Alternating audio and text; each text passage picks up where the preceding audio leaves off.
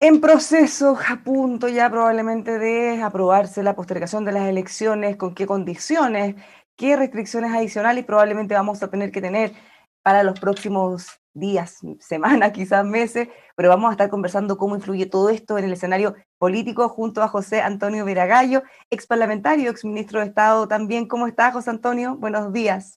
¿Qué tal, Bárbara? Mucho gusto. ¿Qué dice?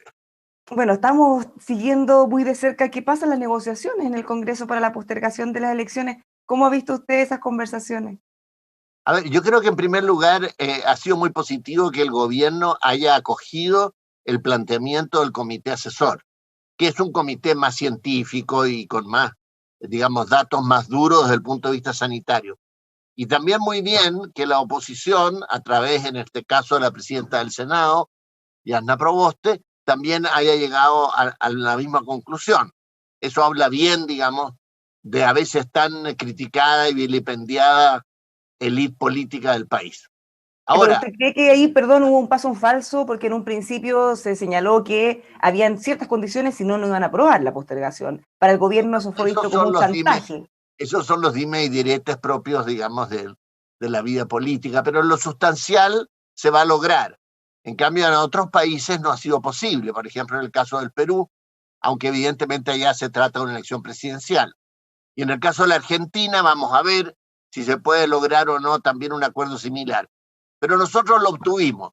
Ahora, por el arreglo que se llegó al calendario, me parece bastante bien, solo que creo que hay demasiado poco tiempo para los alcaldes, digamos, en este caso serían Jadwe y Matei, que tendrían 2 días en el fondo para decidir si son electos alcaldes y alcaldesa, para decidir si renuncian a su cargo y se presentan a candidatos presidenciales, a la primaria del, digamos, presidencial. Ahora, eso se resolvió en parte con estas modificaciones de las fechas, porque en principio iban a tener que decirlo antes de tener los resultados de la Claro, elección. pero igual es muy poco tiempo. Ahora, evidentemente, en el caso de Evelyn Matei, probablemente habrá un acuerdo en la UDI previo, porque no creo que vayan 2 candidatos del mismo partido. Y en el caso de Jadwe, como no está claro en la oposición qué tipo de primaria va a haber, a lo mejor no hay primaria en el caso de él, no se sabe. Y a lo mejor él va directamente a una primera vuelta, ¿no? En fin, todo eso está por verse. ¿Y qué cree usted? Porque, bueno, nosotros hemos tenido la posibilidad de conversar prácticamente con todos, miembros de distintos sectores, y claro, todos apuestan a las primarias amplias, pero también todos apostaban a la unidad antes de inscribir las listas para los candidatos constituyentes. Una cosa es lo que se dice y otra cosa es lo que finalmente se hace. ¿Cree que hay espacio para negociación? Tendría uno que tener una bola de cristal, digamos, es muy difícil saberlo. Yo creo de que a mí me dejó la impresión de una entrevista que leí del secretario general del Partido Comunista, de Guillermo Tellé, que ellos van a ir a la primera vuelta. Esa es la impresión que me dejó. Puedo estar equivocado, evidentemente. Y, Sí. y no creo que Jadwe vaya a ir a una primaria con Pamela Giles y con Boric, no creo. Y no sé, está todo por verse en realidad. Y esta hipótesis de una sola primaria, desde la democracia cristiana hasta Pamela Giles, claro, todos dicen sí, si hay acuerdo en temas Programático. sustantivos. Bueno, y eso es lo que es exactamente lo más difícil, digamos. Entonces, como decir, mire, yo estoy dispuesto a hacer este viaje, pero siempre que haya tales y cuales condiciones que se sabe de antemano que son bastante difíciles de cumplir. Es que a eso No es apuntaba mi posible, pregunta ¿eh? anterior, porque una cosa es lo que se declara y otra cosa es lo que realmente piensan, que quizá no es lo políticamente correcto, que fíjese cuando después no lograron la unidad para la inscripción de la lista, comenzaron a todos a culparse, en realidad nunca quisieron, nunca hicieron nada para lograrlo realmente, entonces quizá como dice usted, es una excusa lo del programa común. Pero habiendo una primera vuelta, o sea, habiendo para elegir presidente la doble vuelta, el hecho es que si van, digamos, algunos candidatos de centro izquierda diferentes, no es tampoco un drama. Después el problema de verdad es que el que pase a segunda vuelta tiene que conquistar los votos del que perdió. Y eso a veces es bastante difícil. como se demostró en la elección recién pasada en que ganó Sebastián Piñera, porque el candidato, el ¿Candidato senador Guille? Guille, no pudo captar los votos, digamos, de los votos. Entonces, bueno, en fin, está todo por verse, digamos, pero hay una cierta dispersión también en la derecha, ¿eh? Porque evidentemente José Antonio Kast parece que quiere ir a la primera vuelta y Sichel parece que no lo invitan a la primaria de la derecha, entonces también es probable que vaya a la primera vuelta. O sea, está todo un poco, digamos, Todo fluido, muy, ya muy más líquido todavía. disperso, Pero en el caso amplio el del Partido panorama. Comunista, porque usted dice quizá la apuesta es ir a primera vuelta, pero no puede ser quizá muy riesgoso, porque el Partido Comunista ahora, por lo menos liderando las encuestas, aunque sean con porcentajes muy bajos, probablemente tiene un poder de negociación y de convocatoria mucho mayor al que si fuera una primera vuelta y no tuviera muchos votos, si se dispersa entre todos los otros candidatos. Pero desde luego el candidato Jadwe tiene, digamos, un apoyo importante hasta hoy, digamos. Tiene un piso, no sabemos si eso será un techo también, pero en fin, tiene un piso importante. Y evidentemente eso le puede servir al Partido Comunista para elegir parlamentarios. O sea, el objetivo a lo mejor principal es decir, mire, reforcemos nuestra presencia en el Congreso. No, o sea, Bueno, ellos tendrán que discutirlo, pues, para eso está su comisión política, digamos. más allá de lo que digan ellos, en una entrevista, unos comentarios de Gutenberg Martínez, que tuvo un rol muy importante también en la democracia cristiana, él dice que en el caso de la unidad opositora implicaría sí o sí un giro mayor a la izquierda. ¿Usted coincide con eso? A De ver, la oposición. sí, lo leí, conozco su posición. En cierta medida él tiene razón, en el sentido de que es una alianza en que la democracia cristiana aparece con una serie de aliados que van hacia su izquierda. Pero en otro sentido, no, porque depende mucho de quién sea el candidato y depende mucho de cuál sea el programa. Entonces, ahí estamos. Porque a lo mejor va a haber un candidato de la unidad constituyente sin el resto. En ese caso, digamos, no veo por qué no podría el nuevo grupo de Gutenberg Martínez apoyar a ese candidato de la unidad constituyente. Bueno, en No, fin, como digo, estamos todos en evolución. pero última cosa respecto a la carrera presidencial, ¿qué le parece el desempeño hasta ahora de la candidata Paula Narváez? ¿Por qué cree que todavía no logra despegar en la encuesta? Pero mire, yo entiendo que hay como una cierta campaña en su contra. ¿Por qué no le dicen eso mismo a otros que marcan 1%, 2%? A ver, ¿qué pasa con Paula Narváez? Que, en primer lugar, como dice una encuesta, no sé, que leí ayer, Criteria parece, tiene un bajo conocimiento, todavía un 50% solamente. O sea, tiene todo un terreno por delante para crecer. En segundo lugar, ella partió hace poco. Y yo creo que tiene muchas condiciones. Ahora, claro, lo que pasa es que se le crea un ambiente adverso si hay todo el día una campaña que dice, mire cómo usted no prendió, cómo no sé qué. Yo he sido candidato, no a presidente, sino que a parlamentario 4 veces, y claro, si todo el día me andan diciendo, pero mire la encuesta que usted, mire, claro, es una forma de decirle, ¿sabe qué? No voten por ella. Pero yo creo que hay que dejar las cosas tranquilas, ver cómo se desenvuelve la elección próxima y después veremos, pues. Sí, me quedé pensando lo que usted dice porque efectivamente la gran mayoría de los candidatos, claro, no le preguntamos por qué no despegan, quizá en algunos casos sí, el candidato desborde probablemente, pero claro, si uno mirara a todos, lo más probable es que el 90% están en una situación parecida. Puede ser por las expectativas que se generaron al haber conseguido o haber tenido el apoyo de la presidenta Bachelet, y quizá las expectativas fueron a que eso implicara un despegue muy fuerte. Claro, puede ser que la forma un poco sorpresiva y en cierta medida espectacular como se planteó esta candidatura hiciera que mucha gente dijera, entonces aquí ya viene es carrera corrida, pero no se dan cuenta, digamos, de la nueva situación que hay en el país, como la misma Paula Narváez lo ha dicho después del estallido y después de esta pandemia. Y por otra parte, digamos, yo creo también de que se sobrevalora el hecho que la presidenta Bachelet la haya apoyado. Evidentemente que es una buena cosa y muchos, digamos, valoramos el parecer de Michelle Bachelet, pero no es una varita mágica, no es que ella diga A y el país dice A, no, no es así. Digamos. Ya Además, no, fue una firma en una carta, tampoco es que haya salido a por hacer eso digo, campaña, no lo claro, puede hacer por su cargo. evidentemente. O sea, yo creo de que ella tiene todo un camino por delante y yo encuentro que demuestra muchas condiciones, seriedad, conocimiento, desplante. eh, bueno, ahora lo que le toca es darse a conocer y después encantar a la gente, lo que para cualquier candidato es el desafío mayor, digamos. No basta tener la razón, sino que basta también convencer, atraer, entusiasmar. Y yo veo, lamentablemente, que de los candidatos de la unidad constituyente tienen una dificultad para eso hasta ahora.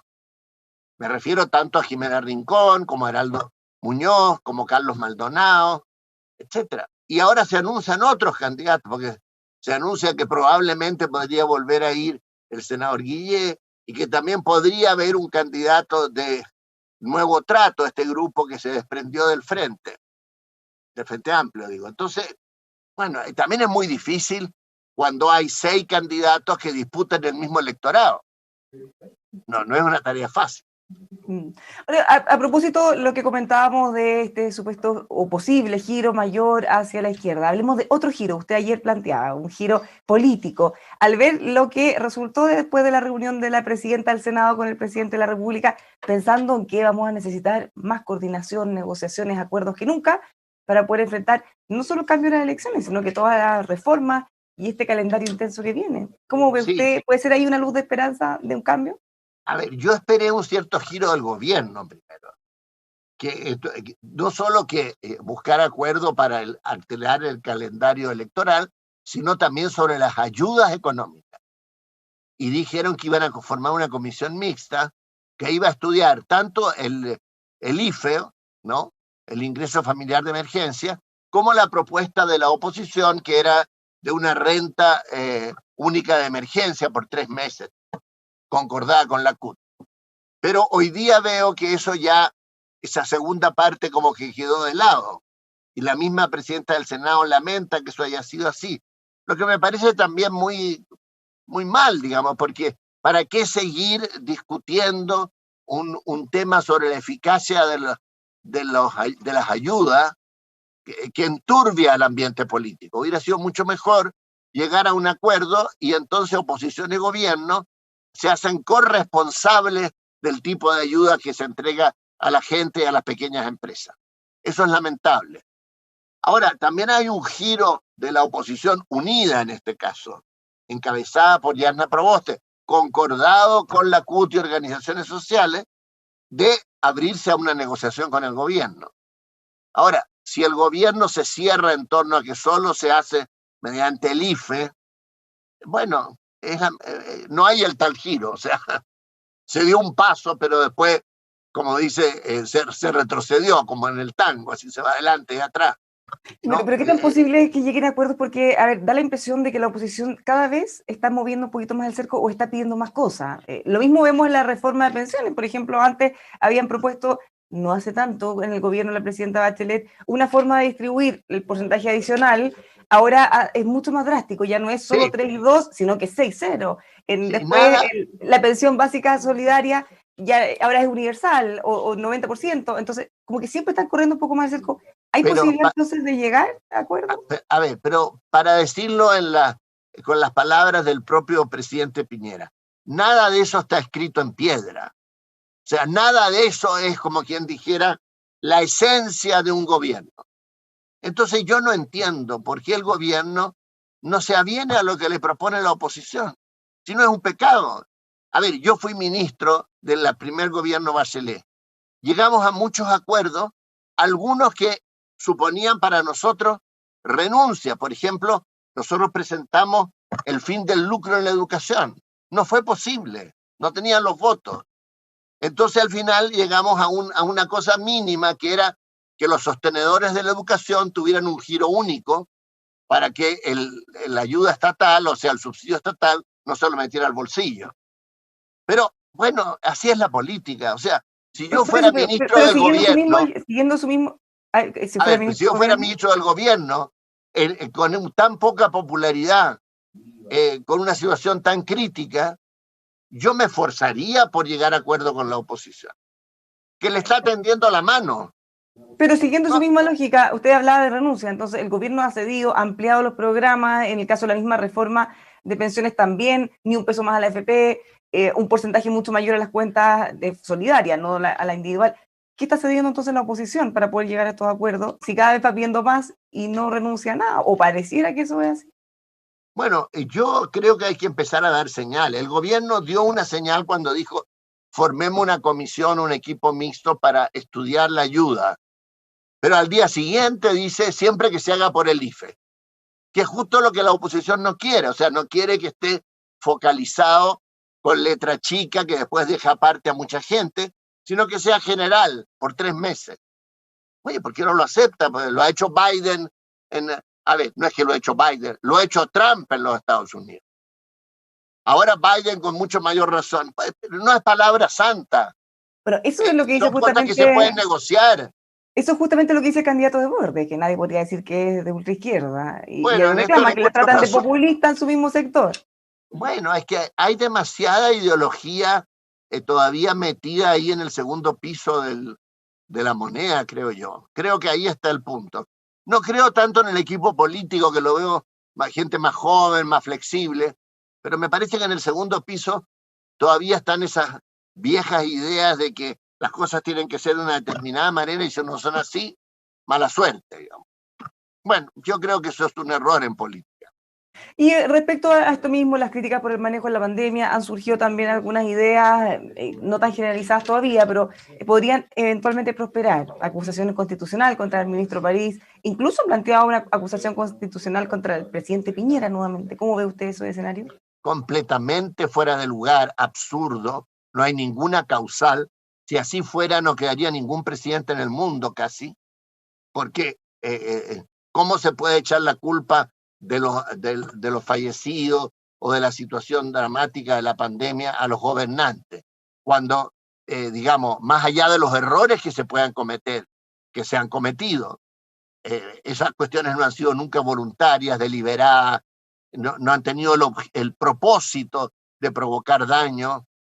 Si hay algún gobernante que puede ser acusado, podría ser Bolsonaro, porque ahí ha habido una negativa permanente. No es en nuestro caso. En nuestro caso, algunas cosas se han hecho bien, por ejemplo, la compra de ventiladores, la habilitación de camas críticas, la vacunación, y otras se han hecho mal, que son todas estas medidas contradictorias, que un día se abre, otro día se cierra, que no se entiende por qué se puede ahora salir, ni siquiera sé yo si se puede salir para Semana Santa, y otros No se dicen puede. que, bueno, ahora no. Tampoco se entiende lo del aeropuerto, un día se cierra, otro día se abre, se pone una exigencia. O sea, eso está mal, pero no, de ahí a decir que va a haber una acusación, eso revela una situación, o sea, una falta de juicio político, de criterio. Además, si lo llegaran a plantear, ya se sabe que se va a perder. O sea, es ridículo, es tensionar el ambiente político con cosas falsas. Lo que la gente necesita es certeza de llegar a acuerdos en materia de cómo enfrentar la pandemia. Y esas certezas tienen que darse principalmente a través de lo que digan los gremios que están enfrentando el virus y los equipos asesores técnicos. Finalmente, y a propósito de lo que empezamos conversando, esta postergación de las elecciones, ¿cómo ve usted que cambia el escenario? Para los candidatos también es un escenario muy complejo porque ya estaban, muchos de ellos nos dicen, llegando con el olor de la benzina a la fecha de las elecciones y esto se va a prolongar por mucho más tiempo. Así es. Pero por otra parte también es una oportunidad para que descansen un poco y vuelvan con más fuerza, digamos. Porque de las encuestas que he visto hay algo preocupante y es que el entusiasmo que había en el momento del plebiscito para votar sí por una nueva constitución, como que se ha ido apagando. Hay un 40 y tantos % de gente que no va a ir a votar, dicen. Y la gente que se interesa de las elecciones es poca y aún menos la que está informada. Mucha gente ni siquiera sabe cuáles son sus candidatos en su distrito. Entonces también es un periodo mayor, digamos, para llegar a la ciudadanía. O sea, mirando el vaso medio lleno para quedarnos con eso, entonces aprovechemos la oportunidad para seguir motivando, además de mejorar las condiciones sanitarias. Así es. Y sobre todo cambiar la franja, porque yo veo la franja y todos dicen lo mismo, casi. Entonces Sí, así no se avanza, digamos. Alguien tiene que decir algo que sea propio, distinto. Bueno, nosotros hemos hecho hartos espacios justamente para poder tratar Sí. de dar a conocer a los candidatos, pero un poquito más profundo de lo que se puede ver por las redes sociales. Muchas gracias, José Antonio, por haber conversado con nosotros, pues muy interesante como siempre. Igual, Bárbara, y gracias por invitarme. Lo dejamos invitados a todos a seguir junto a nosotros informándose aquí en emol.com.